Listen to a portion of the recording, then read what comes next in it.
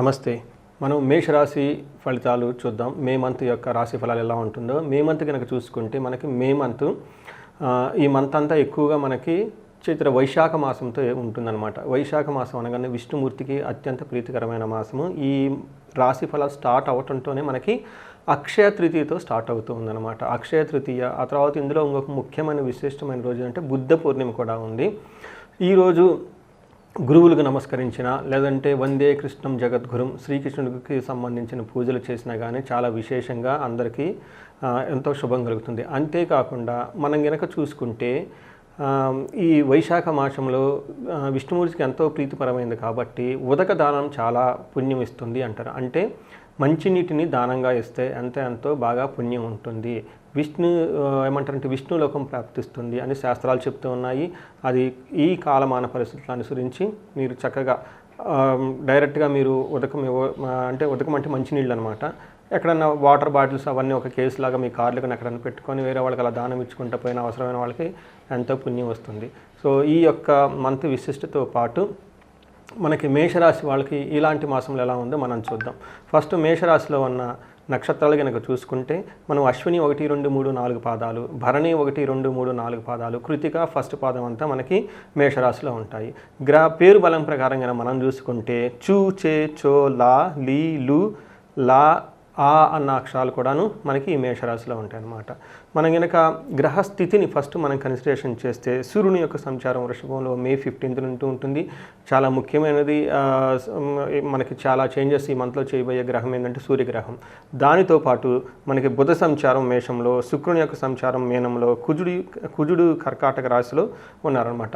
తర్వాత ఈ మేషరాశిలో ఇంకొక 3 ముఖ్యమైన గ్రహాలు కూడా మారుతూ ఉన్నాయి. ఒకటి సూర్యుడు బుధుడితో పాటుగా మనకి వేరే 3 ముఖ్యమైన గ్రహాలు కూడా మారుతూ ఉన్నాయి. అది ఒకటి గురువుతో పాటు కుజ, కేతువులు, రాహు, కేతువులు కూడా మారుతూ ఉన్నారనమాట. ఈ యొక్క అంటే టోటల్గా గురువు, రాహు, కేతువులు కూడా మే మంత్లో మారుతూ ఉన్నారు. ఈ యొక్క గ్రహస్థితిని అనుసరించి మేషరాశి వాళ్ళకి ఈ మే మంత్ 20-25 దశలో ఎలా ఉందో మనం చూడబోదాం. మనకి సూక్ష్మ గోచారం, లఘు గోచారం అన్న కాన్సెప్ట్తో కనుక చూస్తే వెరీ బ్రీఫ్గా ఈ మంత్ అంతా ఎలా ఉంటుందో మనం తెలుసుకోవచ్చు.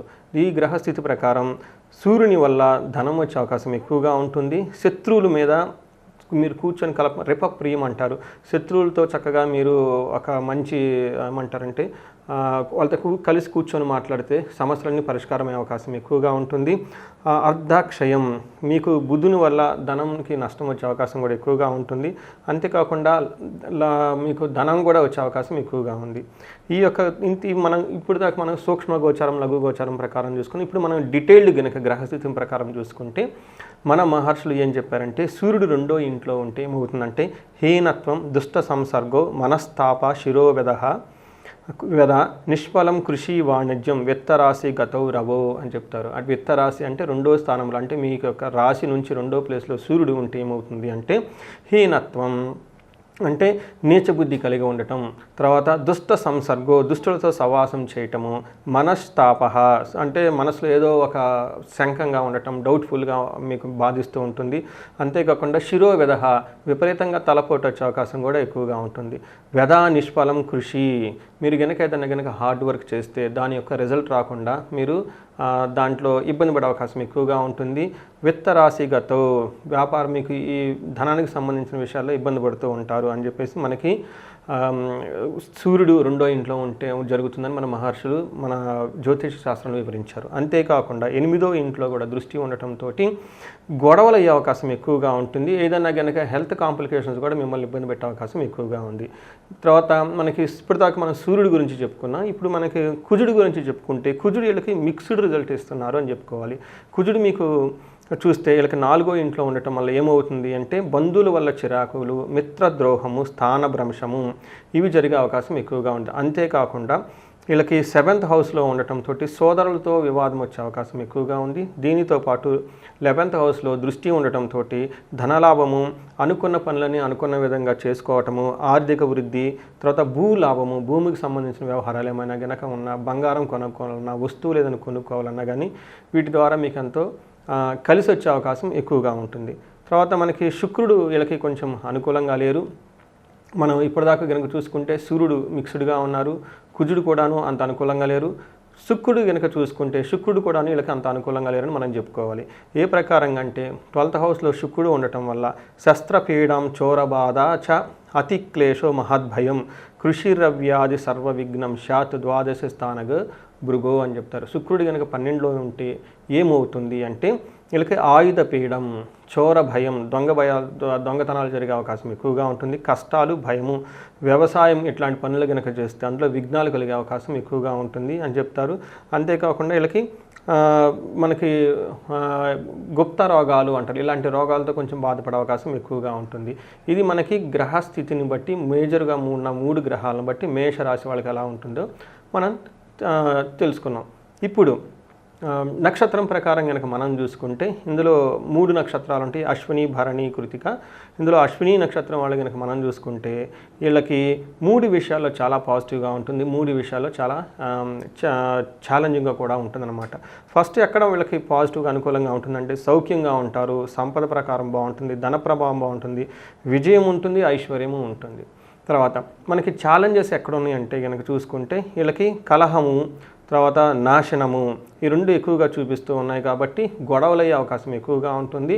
ఏదైనా కనుక పని మీరు చేస్తూ ఉంటే ఆ పని తలపెట్టిన పని కాకుండా ఆగిపోయే అవకాశం కూడా ఎక్కువగా ఉంటుంది, దీన్ని నాశనం అంటారు. అయితే 2వ నక్షత్రం కనుక మనం చూసుకుంటే భరణి ఇందులో ఉంటుంది. ఇందులో కూడా వీళ్ళకి మిక్స్డ్గా ఉంటుంది, కొన్ని విషయాల్లో చాలా అనుకూలంగా ఉంటుంది, కొన్ని విషయాలు చాలా ఛాలెంజింగ్గా కూడా ఉంటుంది. వీళ్ళకి ఎక్కడ అనుకూలంగా ఉంటుందంటే వీళ్ళకి ఐశ్వర్యవంతంగా ఉంటుంది, సంపదలు బాగా ఉంటాయి అని చెప్పాలి. ఛాలెంజెస్ ఎక్కడ ఉందంటే కలహము, నాశనము చూపిస్తూ ఉంది కాబట్టి గొడవలు అయ్యే అవకాశం ఎక్కువగా ఉంటుంది, అనుకున్న పని కాకుండా ఇబ్బంది పడే అవకాశం కూడా చాలా ఎక్కువగా ఉంటుంది. నెక్స్ట్ కృతికా నక్షత్రం కనుక మనం చూసుకుంటే ఈ కృతికా నక్షత్రం వాళ్ళకి అగైన్ మిక్స్డ్గా ఉంది, చాలా విషయాల్లో అనుకూలంగా ఉంది, చాలా కొన్ని విషయాల్లో ప్రతికూలంగా కూడా ఉంది. మనం ఎక్కడ అనుకూలంగా ఉంది అని మనం కనుక చూసుకుంటే వీళ్ళకి సౌఖ్యప్రదంగా ఉంటుంది, సంపదలు బాగుంటాయి, క్షేమంగా ఉంటారు, ఐశ్వర్యవంతంగా ఉంటారు, అంటే చాలా పాజిటివ్గా ఉన్నాయి. అయితే వీళ్ళకి ఛాలెంజెస్, తర్వాత ప్రతికూల పరిస్థితులు ఏమన్నాయని కనుక మనం చూసుకుంటే వీళ్ళకి మృత్యు భయం, సో నాశనము, తర్వాత నాశనము అని కలహము, ఈ 3 అంటే నాశనము, కలహము, మృత్యు భయము చూపిస్తూ ఉంది. ఇక్కడ మృత్యు భయం అంటే ఇప్పటిదాకా ఏదైనా కనుక ఒక పని మనకు సపోర్ట్గా సాగుతున్నా, హెల్ప్ అవుతున్నా అది మనకు రాకుండా ఆగిపోయే అవకాశం ఎక్కువగా ఉంటుంది. దీన్ని అది రాకుండా పోతుందేమన్న భయం ఉంటుంది, మృత్యు భయం, కానీ మృత్యువు కాదు. అందుకని చెప్పేసి భయపడే అవకాశం ఎక్కువగా ఉంటుంది. అనుకున్న పని ఏదైనా ఒక పని పూర్తి అవ్వకుండా మధ్యలో ఆగిపోయి విఘ్నం కలిగేసి నాశనమయ్యే అవకాశం ఎక్కువగా ఉంటుంది. కలహము, గొడవలు కూడా అయ్యే అవకాశం ఎక్కువగా ఉంది. ఇది మన నక్షత్రం ప్రకారం కనుక చూసుకుంటే ఉండే మనకి రిజల్ట్ అని మనం చెప్పుకోవాలి. అయితే ఇందులో ఇంకా కొన్ని భరణీ కృతికా నక్షత్రం వాళ్ళు చాలా జాగ్రత్తగా ఉండాలి. ఎందుకంటే సూర్యుని యొక్క సంచారం భరణీ కృతికా మీద జరగబోతూ ఉంది కాబట్టి మనకి జ్యోతిష శాస్త్రంలో సూర్యుడు సంచారం ఉన్న నక్షత్రాల్లో మనకి ఉంటే చెస్ట్ రిలేటెడ్ ప్రాబ్లమ్స్ వస్తాయి అని చెప్తారు. చాలామందికి ఇదే టైంలో గుండె దడదడ కొట్టుకోవటం, తర్వాత కొంతమంది హార్ట్ పేషెంట్స్ ఎవరైనా ఉంటే చాలా జాగ్రత్తగా ఉండటం, సరైన ఫుడ్ తీసుకోవటం, యోగా చేయటం, మెడిటేషన్ చేయటం, ప్రికాషనరీగా సమ్మర్ కూడా ఎక్కువగా ఉంటుంది కాబట్టి ఎక్కడ పడితే అక్కడ దూర ప్రయాణాలు చేయకుండా ఉండటం, ఫుడ్ ఏది పడితే అది తినకుండా ఆలోచించి చాలా చక్కగా మీరు తీసుకోవటం, ఇవన్నీ చేస్తూ ఉండాలని చెప్పేసి భరణీ కృతికా నక్షత్ర వాళ్ళకి విశేషమైనగా ఒక సూచన ఇవ్వటం జరుగుతూ ఉంది. సో ఈ ప్రకారంగా కనుక చూసుకుంటే మీకు మేషరాశి వాళ్ళకి కొంచెం మిక్స్డ్గా ఉంది, ఛాలెంజింగ్గా ఉందని మనం చెప్పుకోవాలి.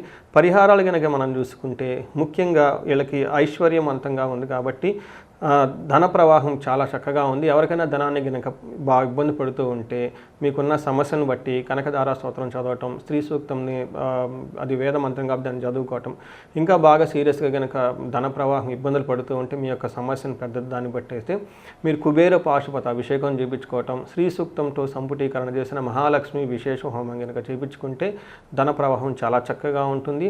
మీకు ఇందులో ఇక్కడ కలహము అని ఎక్కువగా చూపిస్తూ ఉంది, తర్వాత కొన్ని విషయాల్లో మృత్యు భయము అని నాశనం అని కూడా చూపిస్తుంది కాబట్టి ఇలాంటి విషయాల్లో మీకు చండీ పారాయణము, చండీ హోమం కనుక చేయించుకోగలిగితే చాలా అద్భుతంగా ఉంటుంది.